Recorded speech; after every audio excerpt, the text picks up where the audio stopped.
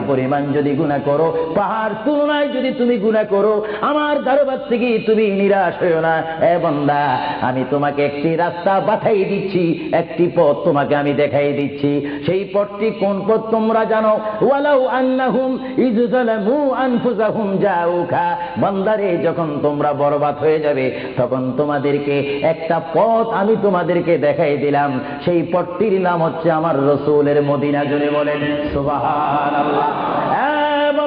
আমার নবীর দরবারে গিয়ে কেঁদে কেঁদে তোমরা বলো, ইয়া রাসূলুল্লাহ, ইয়া হাবিবাল্লাহ, আয়াকা ইয়া রাসূলুল্লাহ। আল্লাহ কোরআনে বলেছে, ওয়ালাউ আন্নাহুম ইয যালামু আনফুসাহুম জাউকা ফাস্তাগফিরুল্লাহ ওয়াস্তাগফার লাহুমুর রাসূল। আল্লাহ বলেছে, হে বান্দা, তোমরা ডানে না গিয়ে, বামে না গিয়ে, পিছে না গিয়ে তোমরা সরাসরি আমার নবীর কদমে চলে যাও। আমার নবীর কদমে গিয়ে